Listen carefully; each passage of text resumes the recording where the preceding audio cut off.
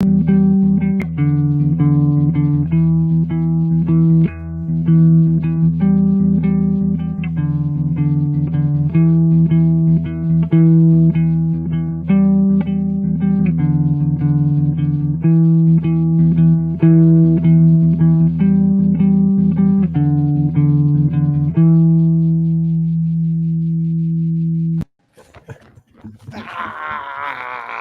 Chiefs Kingdom.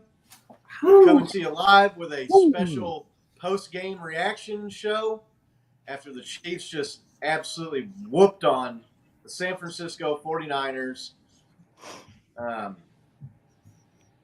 Final score of 44-23 or something, but the Chiefs just they manhandled them. Get a few people here and join us. Let's hopefully get some. If you're watching live, just send in comments. See who tells who you thought your player of the game was.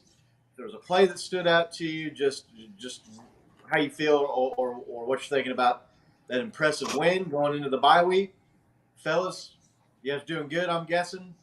Oh yeah, man, doing excellent. That was a great game. That was a great game. Yeah, we'll get into it, but yeah, doing great. Riding high. Have you guys ever been more stressed out that late into a 21-point victory? I wasn't really stressed out, dude, once we took the lead before half. I was like, okay. They done fucked up. They went up 10 on us real quick. You put that fire under Patrick Mahomes' ass and he capitalized on it, right? Yeah, that's true. I just feel the pressure of like I feel like we got to score like every time sometimes, and luckily we did. You could see that as the game progressed, that it was just the Chiefs were getting everything they wanted on offense, and it was fun. But at the same time, like it's like we score, and it's like, hey, we're up 2 scores, and it's like, no, we're not. It's just, I don't know. I guess it's that old Chiefs fan PTSD. I just probably won't ever go away. I'm like, we're only up 17 points. Yeah, I feel you, but I felt good about this one, dude. Like the offense was rolling. They looked really great. I mean, the run game, it kind of sucks that we don't have like a great run game, but it looks like they're still trying to figure that out, who should be 1 and 2.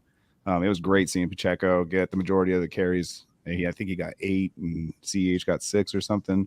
So it's good to see that the coaching staff's listening to our show, taking our criticism to heart, understanding that we got different personnel besides CH back there. I called Andy and I was like, bro, you just got to watch the last couple episodes. And it looks like they figured some stuff out. Glad he got that text. I was thinking about that, Doug. I was thinking, oh, great. I'm going to have to buy some people some burgers tonight. Yeah, Bo, should have had your 50 burger, but the referees decided to call one of the worst penalties I feel like I say this every week, like one of the worst penalties you've ever seen in a game. Bro, like, what is the point spread a real thing or what? Dude, the refs trying their hardest to make it, right? I just don't. I don't get it. I don't. Every week you see something. I mean, the defender on a catch earlier in the game, McCole Hardman, gets a crown of the helmet right to the face. They don't call anything. And then we throw a touchdown pass to Kelsey, and their hands to the face penalty negates the touchdown. Right. And then a low block penalty where, I mean, I don't – like, when have you ever seen that penalty called before? Never. We're getting a couple of comments here about your new background. So, yeah, dude, looks good. Looks real good. Yeah, we're I'm reporting live from the Chiefs Lounge downstairs here. So nice. I like that. People around, maybe film the exits, maybe the alarm code. Give them your address. Yeah. Right. Yeah. So new surroundings downstairs. Got some internet going on here, but thanks to T-Mobile for taking over Sprint and just destroying my internet service up here, less than 30 miles from downtown Kansas City. So thanks, T-Mobile. If you want to sponsor the show, just DM us on Twitter and we'll get a deal worked out. But probably get it 2 days late. Yeah. Right. Tweet, kid, and send. Right. I mean, I don't know where to start. Patrick Mahomes, the dude just, it seems like anytime the guy plays the number one defense, he just goes into another zone, another world, God mode, 400 plus yards, 3 or 4 touchdowns. 3 or 4 was one of those was a handoff to McCole, right? Yeah. Yeah. So only 3 touchdown passes and 430 yards, 460 yards, somewhere in there. It's up on the screen right there. Yeah, 423, 25 for 34. 423, baby. And that was with like 10 minutes left in the fourth quarter. We saw Henny Givens Sunday. Chad Henny got into the game late. Henny Cole Hardman. There's just so much to be happy about and to talk about from this shellacking of the 49ers.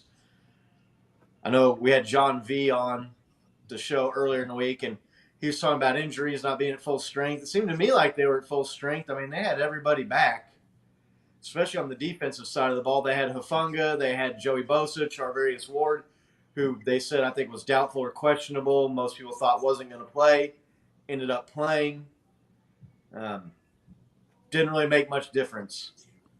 They played a lot of questionable guys, right? Did you guys notice that? I think we sent a text out during the game like, man, they're playing a lot of these guys that were questionable, and looked like they were getting more banged up, man. It was a risky move that the coaches on the 49ers pulled there. Yeah, I felt like they must have really wanted to win this game, bringing all those dudes back. Yeah. It seemed like the wheels had started to kind of fall off towards the end there. So, ooh, yeah, good. Tony's in here. What's up, Tony? Have you heard from him? Is he okay? Do you need to go over to his house and check on him? I wasn't even about to message our buddy John during that game. Yeah, I hope John's doing all right. And I'll be honest, I didn't necessarily see this coming.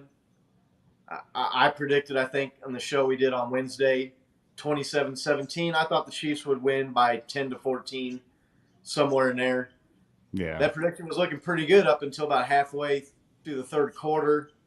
Then the Chiefs just poured it on. They couldn't stop the Chiefs, the number 1 ranked defense. You look at their schedule, though, and who they played. I mean, they had played the Broncos, and they had played some teams that offensively challenged. So maybe a little bit of that was fool's gold, but they still got quality personnel on there. They bring in Christian McCaffrey. I was not expecting a beatdown like that. I don't think either of you guys saw this coming either, did you? No, not especially with that CMC news, man.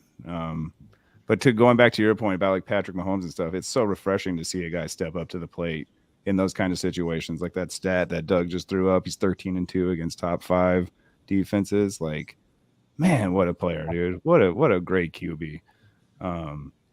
Yeah, but what were your guys' overall takes on CMC, man? I think he's going to do good. I think it's just way too early to try to throw him in and have him be effective.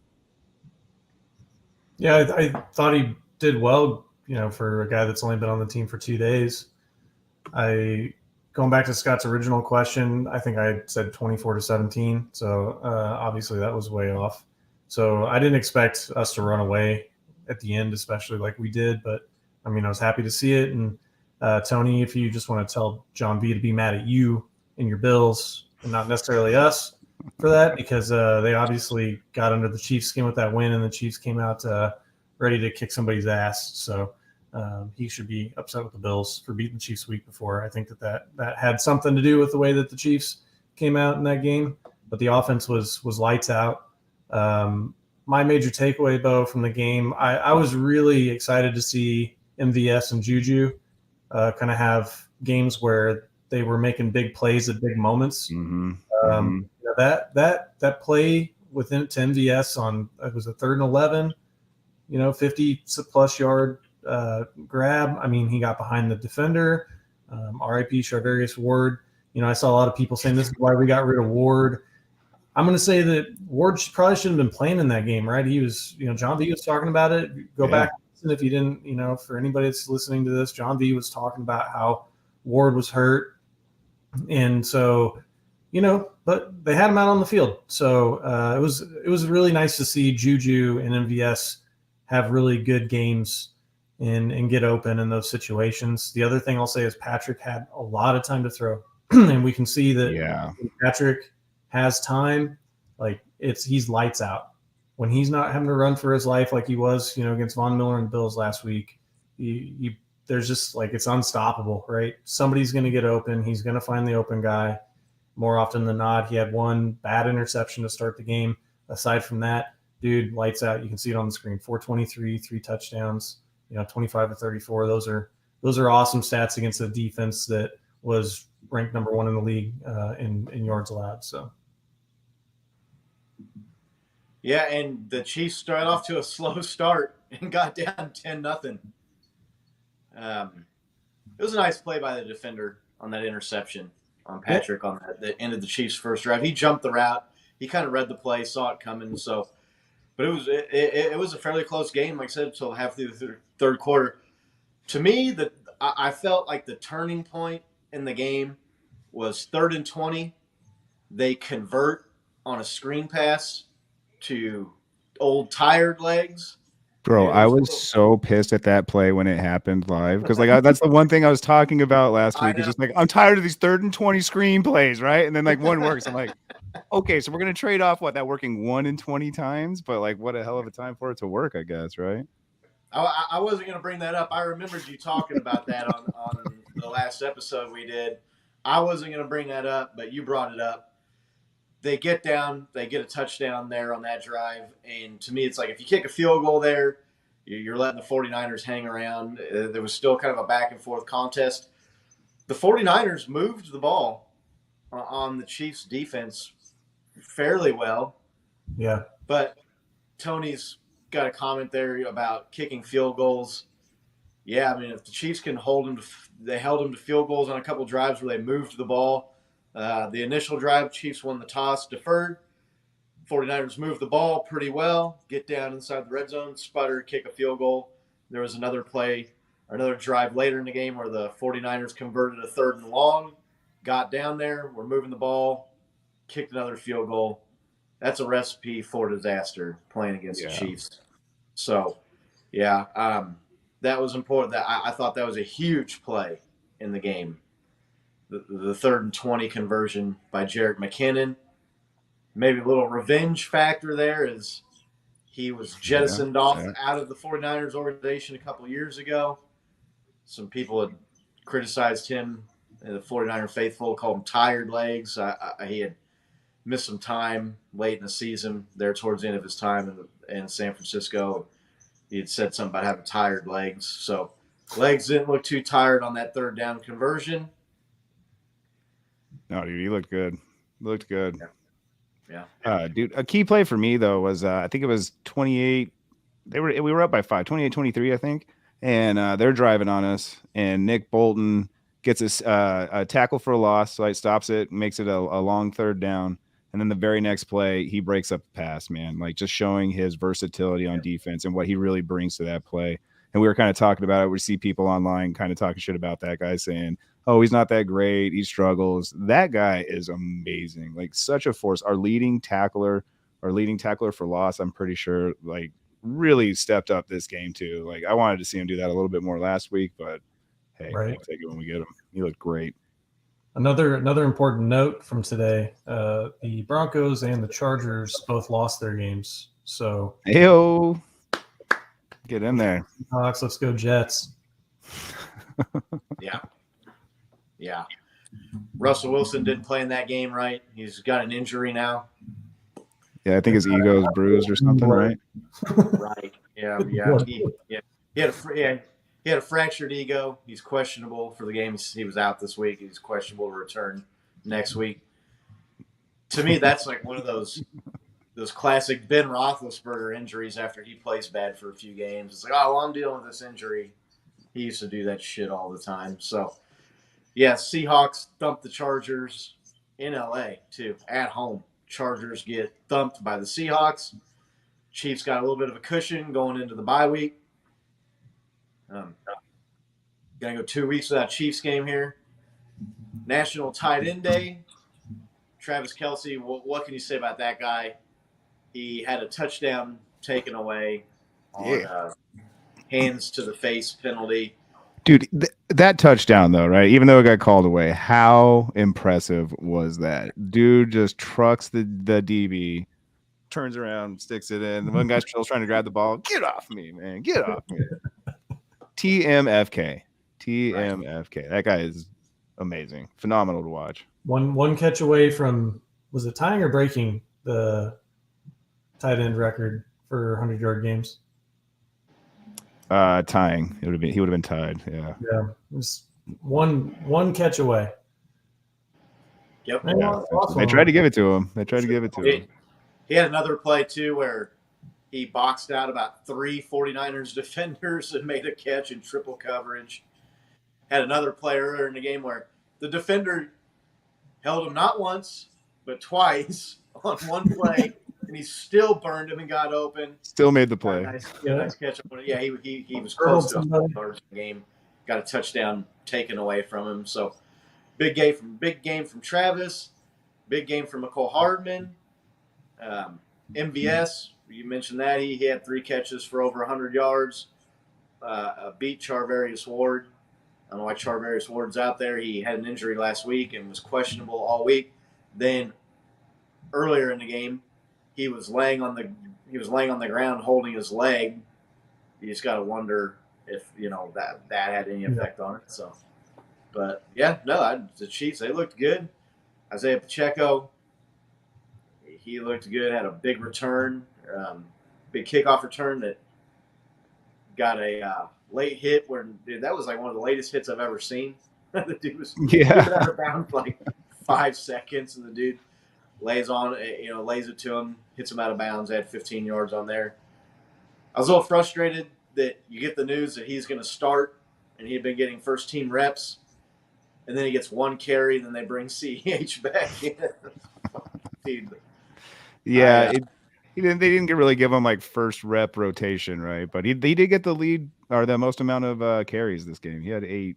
I think the next person was 6. I think that was CEH. Right. But no, I feel you, dude. There was one drive where like he and McKinnon pretty much Pacheco and McKinnon pretty much did all the work. Then a couple great passes, get down, within the 5. They hand it CEH. He gets it. You're just like, oh, right. Yeah. Feel bad for Pacheco. Clyde had a nice touchdown run. I think it was like 16 or 20-yard run there, scamper.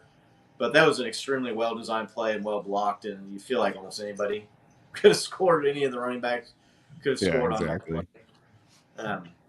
Nick Bolton looked good on defense. Chris Jones, couple sacks, forced fumble. I think he also batted down a pass. That dude, he's going to be in Defensive Player of the Year conversation. Definitely. Just having a monster year. I sent you guys that Joe Valerio text in our group chat during the game. Like, with all due respect, I'm holding Chris Jones on every play and getting away with it. It's like every play.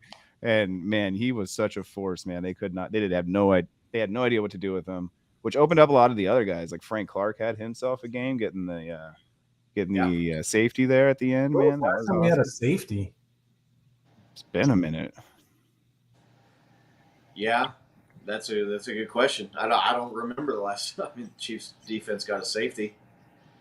They were kind of like bend don't break defense today. Right. They gave up yards, and they kept getting beat on that one little screen dump off pass to the right side of the field. Getting beat over and over on that. They let Kittle get loose up the middle for a big play. It seemed like the 49ers, they would get a holding call. They get in 1st and 20, and then automatically give up 12 yards on first down to put it back in second and manageable. Yeah. A little frustrating performance by the defense, but that hopefully gets better. Got the bye week coming up. Trent McDuffie have a hamstring injury, and he's missed 6 games now. Yeah. Yeah.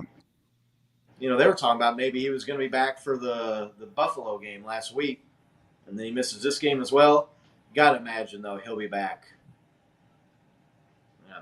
You'd hope after a bye week they'd give him enough rest, right? Yeah. I think they're just protecting him. He's a young player, kind of doing the opposite of what we saw the 49ers do, right? where you kind of rush guys back, get them in there, and then looks like they just, there was, how many times did they show a 49ers player going to the tent in that game? It was that team's just cursed this year, man. God. Last 3 years, ever since they lost the Super Bowl, it seems like they've just, maybe even the year before they went to the Super Bowl, right? Jimmy blew out his knee in the Chiefs game, right? This week 2 or 3. I feel like Kittle was hurt most of that year too, and it was a big deal for him to be playing in the Super Bowl. Yeah, so that sucks. You hate to see people get hurt. You want to play a team at their best. However, we've got to play the team that was in front of us, and thankfully we pulled out a big W. That's a good exclamation point to go into the bye week with, right? The team's got to be feeling good. They got to be feeling like they can beat anybody if they can go up against that defense and put up 40 plus points. Should have been 50 points, right? Right. So kudos to the line, man. That's all I'm going to say is kudos to the offensive line getting Patrick lots of time. I was thinking about this about our defense. Like, we gave up a lot of yards, but it was really interesting. Once we got to once they got to like our 30 or in the red zone, and the deep threat was like eliminated, other than, obviously scoring a touchdown.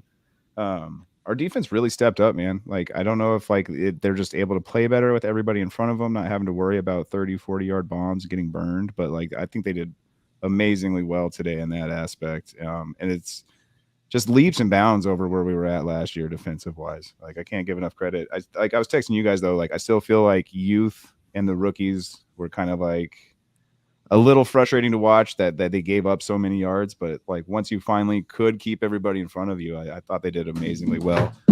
Thanks, Doug.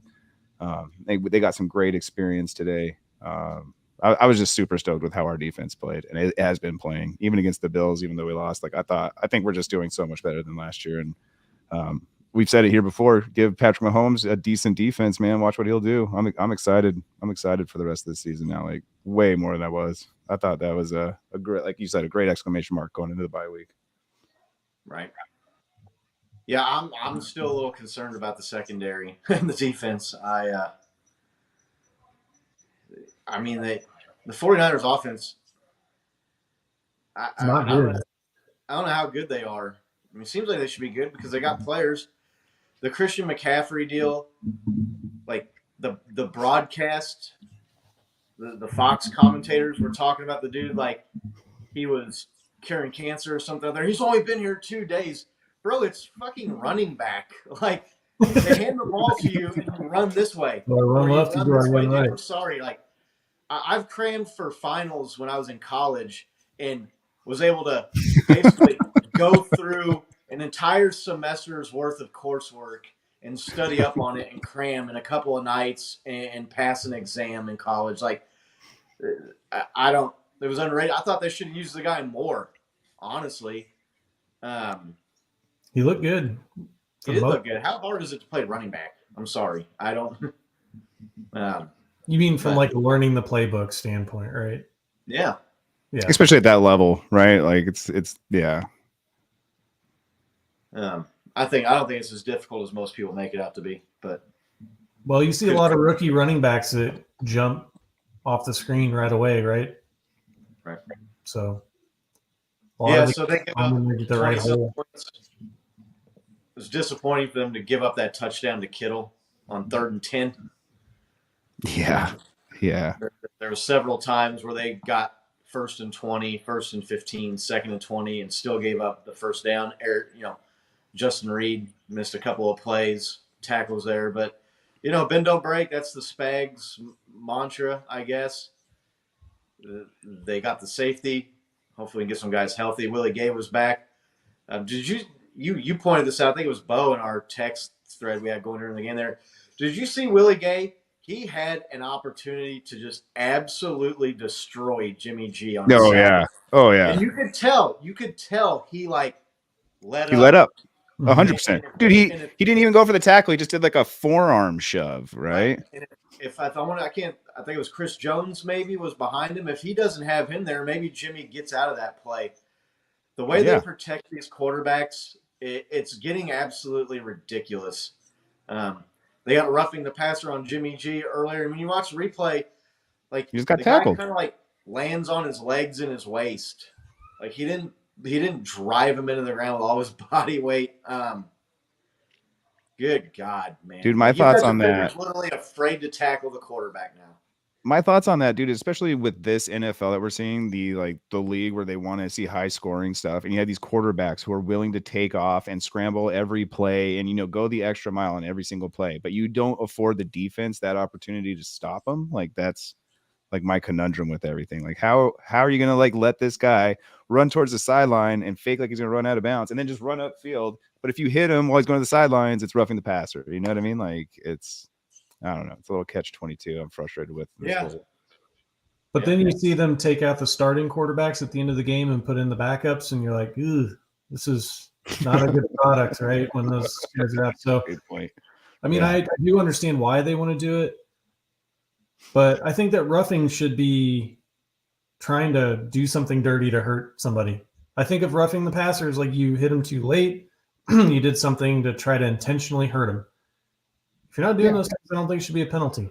So like a tackle to me is like within course of play, right? It's like a natural part of the game. And if you're just tackling him, and he did as much as he could to not land with his body weight on him, but at the same time, if you're tackling a dude who's trying to get away from you, sometimes that's what you have to do is use your body weight. And, I don't know. Well, we've talked about this on previous episodes. The whole body weight coming down with your entire body weight on the quarterback, that's from that old technique where they taught guys to like wrap the quarterback up and kind of like lift him and slam him into the ground. Like if you're diving at a guy and you tackle him or you hit him as he's throwing the ball and you land on him, there's got to be some discernment or some way to correct the roughing the passer stuff, because it's absolutely ridiculous, man. It's absolutely ridiculous. I mean, you got players in position to make a play and they're hesitating because they're worried, like, how can I tackle the quarterback? Am I going to get a roughing the passer if I run into him too hard, if I hit him too hard? Like, it's just that's not football. There, you could see it several times, right? We talked about that one with Willie Gay, I think, towards the end of the game, and it even turned out to be a strip sack that we got the ball back. But you could tell those guys weren't. I mean, Chris Jones was not trying to smash Jimmy G like he would have last season in that same situation. So I've seen way more standing tackles this year than I think I ever have seen in my fan viewership of the NFL. And it's just, I don't know, maybe that's just the direction the game is going, and I'm turning into the old man that's just, you know, they used to let them give each other brain damage on the field, you know. I don't know, but like it just doesn't seem right, because then, you know, there was a play right after that where, you know, Travis Kelce gets tackled and he's on the ground, and like two guys after he's on the ground jump on top of him, right? So he gets tackled and two extra guys jump on him. I'm like, well, like you can't breathe on the quarterback, but then our Hall of Fame tight end goes down and you let two extra guys jump on him, right? Just get in extra blows that don't do anything. I just want shit to make sense when I'm watching the game. Especially a game that has so many rules, and it's like, you know what I mean? Like there's so many technicalities. Like, all right, well, draw them out then. Like, make them clear. Right. Yep. Right. Well, but because here's what's going to happen. You're going to have a defender that's going to hesitate to make a play to tackle the quarterback, and it's going to lead to them squirting out and getting away and making a play. Exactly. So, Well, we saw that last game. It was like one of the very first drives that Buffalo had. It was a running play, and we went to tackle them. And, you know, like we're kind of thinking, okay, standing tackle, and then they're not blowing the whistle, so they truck it in for like 4 or 5 more yards. And you're just kind of like, what? Dude, they were all agreeing. They were all agreeing the momentum had stopped there. Come on, what are we doing? And Mahomes does it too at the end of your, like, you know, he doesn't get out of bounds, so he'll kind of like go like he's going and then kind of skirt for another 2 or 3 yards. Mm-hmm. You know, but that's exploiting that rule. And Scott, you bring that up. I'm pretty sure it was a few years ago when Tom Brady was still with the Patriots. He scored a touchdown when we were, you know, basically they I forget what defender it was of us, but they asked him after the game, and he's like, "Yeah, I just didn't want to get a roughing call there." And then, you know, Brady got loose and scored a touchdown. So I mean, it does definitely impact games. Yeah, especially against that guy too, right? Yeah, against anybody, but yeah, it's just. Oh, Blaney hit the nail on the head here, right here. Too much is open to interpretation by the refs. Yeah, like that low block, right? Yeah, that play you're talking about, that was Breland Speaks against Tom Brady Yep. in New England. So, yeah, but He's Rain. Yeah, Rain Man with the Chiefs history. Jeez, yeah. Oh, by the Yeah. way, that play specifically was at 4:27 in the fourth quarter. I don't remember what quarter. 496 I do remember the player. I do remember the player. So, but yeah, if you're in the chat right now, I think I saw we had a comment from Carol. Good to see you, Carol. Yeah, good to see thanks you. Thanks for joining us after a win. Yeah, she's a special episode. Yeah. It is a special post-game reaction show. After a big win like that, going into the bye week, just wanted to get on here and kind of celebrate a little bit. If you haven't clicked like already, make sure you do that. Send us a comment who your player of the game was, how are you feeling about the Chiefs season. Let's talk about Chiefs going into the bye week now. We've referenced that several times here. At 5-2. With the schedule that the Chiefs have played, and the number of teams that they've played, and number one defenses they've played, 5-2, with a chance to rest up, get healthy, and some home games coming up against some weaker opposition. Chiefs are in good place here. They are in a good spot right now. Right. It kind of feels like we got over the hump over like the difficult part of our schedule, right? We still have some difficult games ahead of us, and there's always the any given Sunday aspect. But man, looking at our schedule, looking forward, this was our toughest stint, and I feel like it was too, man. Those were hard games, and it was great for this game for us to finally start clicking, not let off the gas offensive wise. Like I said, get some good experience defensive wise. But yeah, got a man Daniel in here thanking us for the win. He's a Rams fan. More than welcome, Daniel. Yeah, Dan the man. Thanks for joining us, bro. It's good to see you. Appreciate it. Yeah, that's you're welcome. We kind of took care of them for you there. That should help you all out. So, playing them, we got the Rams on the schedule here a few weeks coming up after the bye week too. But yeah, it feels especially good to beat the 49ers. I've got some acquaintances, some friends that are 49ers fans. So definitely going to have some bragging rights this next week or two coming off that. Yeah, the offense did look good. They dominated. Yeah. They crushed the number one defense in the NFL. That's just what the Chiefs do, though. That's what they did against the Buccaneers. That's what the Buffalo Bills last week were, the number one defense. Chiefs moved the ball fairly well. I mean, against that defense. You saw it in the playoff game last year, the going into the divisional round. The Buffalo Bills had the number one scoring defense in the NFL. Chiefs shredded that, won that game. That's just what they do when they go up against these number one defenses. So I like where we're at. I'm feeling good. 5-2, going into the bye week. Get some guys back, get some rest, get healthy. Hopefully guys can not do anything stupid with the week off and get in any trouble. That's always that's always the wild card, right? Like, who's going to break a vacuum this week? Right. Who's going to break the vacuum this week? Right. Yeah. Sorry, I was just putting a message in the chat there. Daniel's asking about maybe coming on, so for the Rams week. Yeah, I wasn't either, Carol. When we went down 10-0, I said at the top of the show, like, I was like, oh, they messed up. They messed up. They lit a fire under Patrick's ass, and here we go. They were literally celebrating in the first quarter. You're like, hey, do you not know who you're playing? Like, come on now. 49ers and celebrating too early with a 10-point lead against the Chiefs. Who would have ever thought that would happen? Well, yeah, that's the more things change, the more they stay the same sometimes. Patrick Mahomes against Jimmy G with a 10-point lead. That I would like to see the Chiefs not fall behind in these games, right? Right. But I don't know. It's something that seems like it lights a fire in them. Yeah. They should. There was a famous 10 points when they start the game. Sorry, what was that? I just said the Chiefs should just pretend that they're down 10 points when the game starts then, because I mean, just going down 2 scores, shit. Like it's just always playing with fire, right? You're just always playing with fire.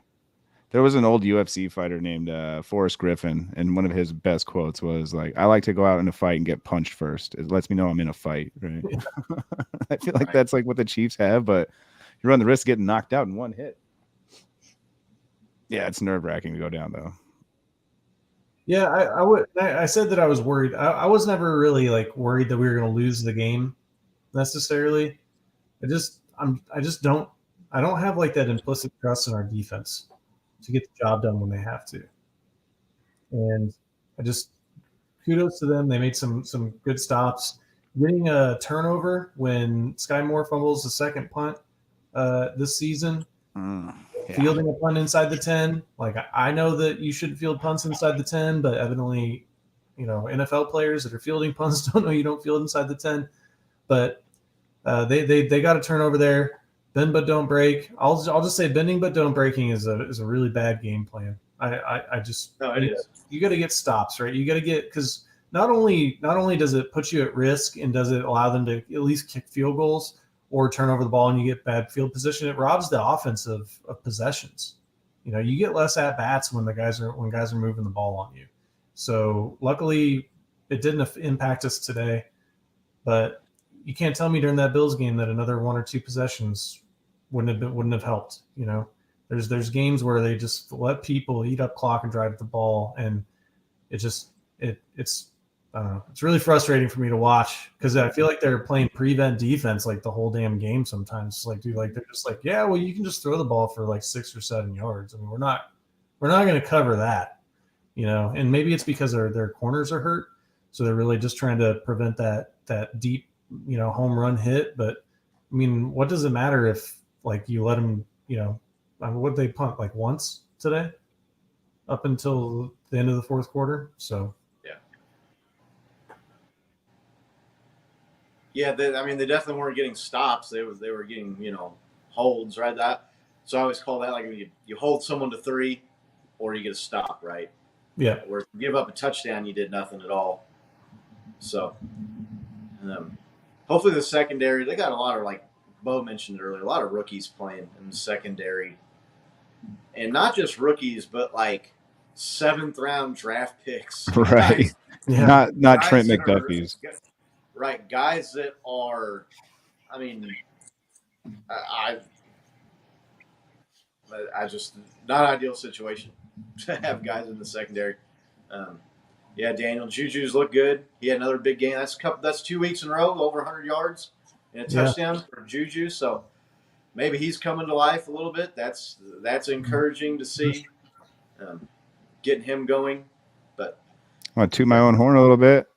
Again, I guess the coaches are watching. They got Jalen Watson involved, got him a tug today. So, hey, that was my pick last week. I'd like to see him get involved. I think I specifically said Watson, and I'd like to see Pacheco get more. And hey, who knew?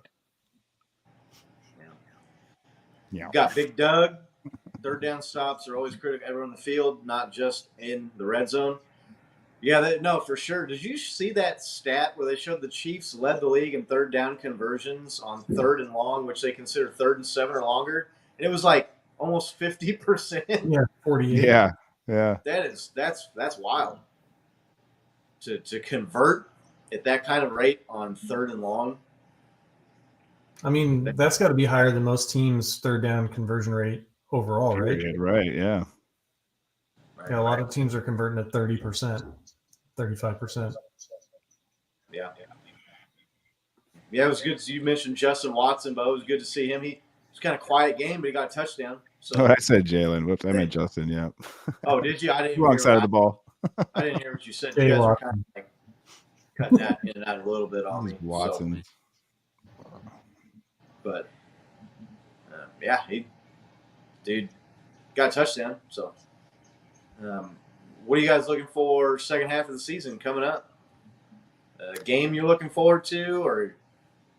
Yeah, our next one, man. I'm always excited to see what Andy Reid does off of a bye week. He has a phenomenal record. I'm sure you guys know it off the top of your head. I think it's like 10-2 in the past 12 games coming off a bye week or something like that.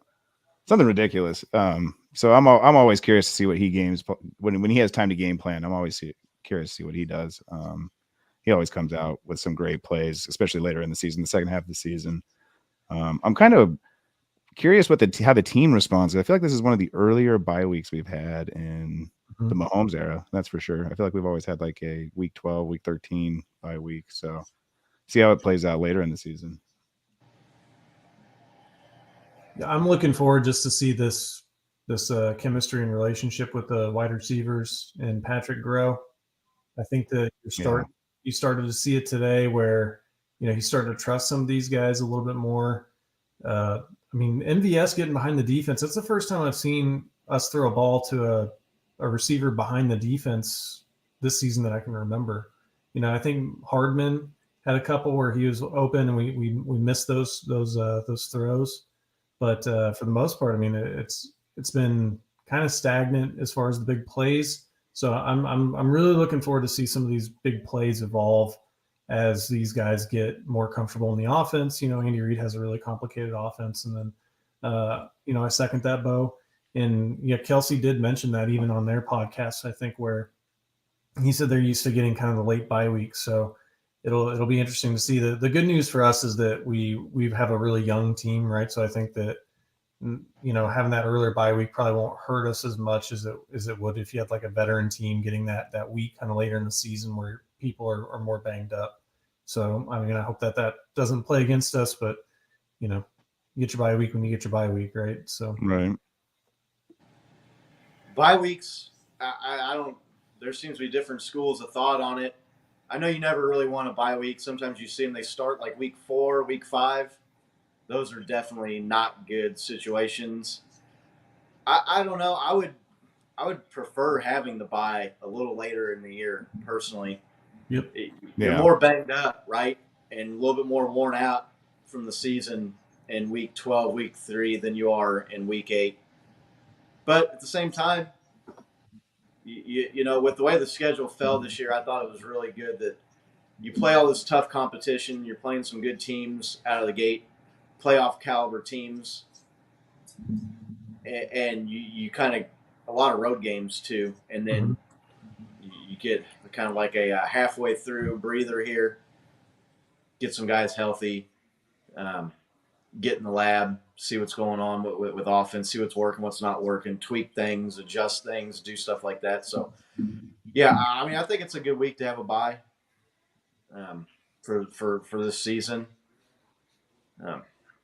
Because if they've had them later in the year before, and you feel like maybe that's a little bit better, but I don't think they're like having it in a bad spot. It's not good.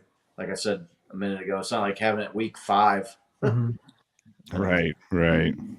Dolphins just went up 7-0 on the Steelers. Raheem Mostert. Tua's playing. That's crazy.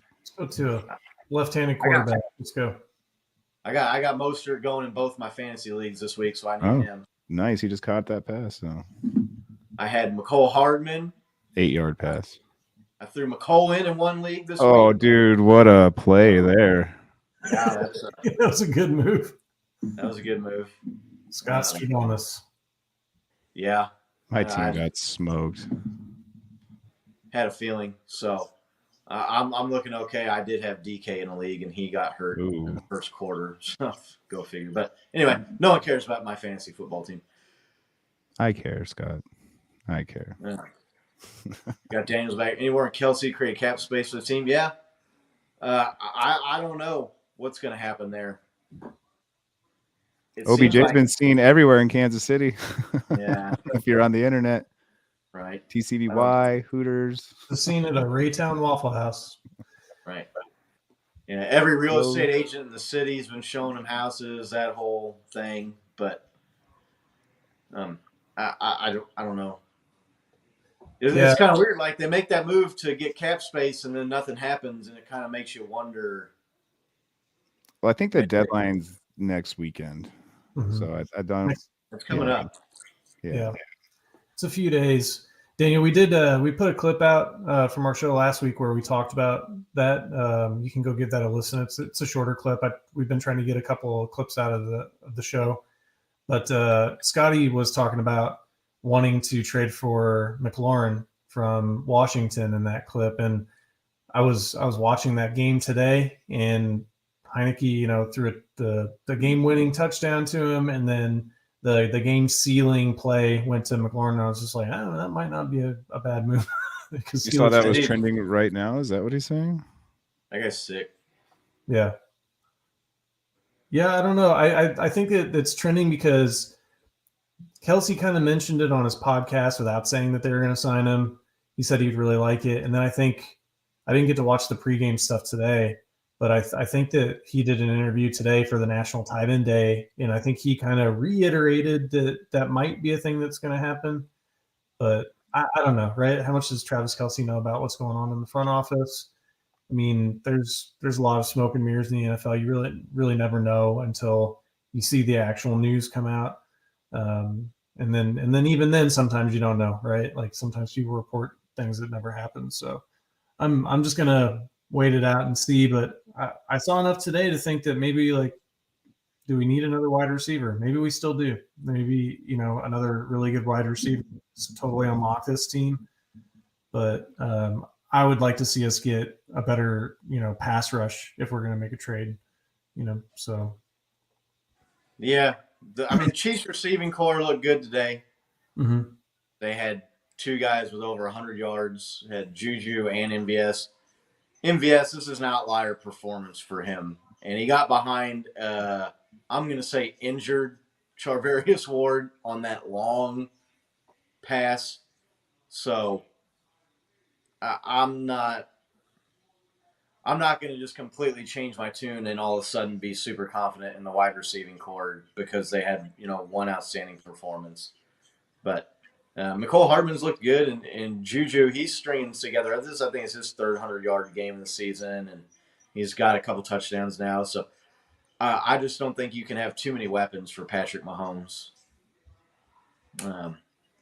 Doesn't look like Brian Burns, who was the popular pass rusher that people were saying could be traded on Carolina. Adam Schefter had a report out that he was the Panthers turned down an offer of 2 first-round draft picks for that guy. I don't believe that for a second. But it's looking like maybe they're not willing to trade that guy now, or that could just be being put out there to try to get better offers for teams. Maybe. Yeah, I think it's more fishing than anything. Yeah, maybe they can get a guy going.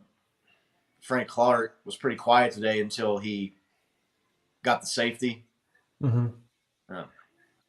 Man, that guy, if he could figure out a way to turn it on, that could be huge.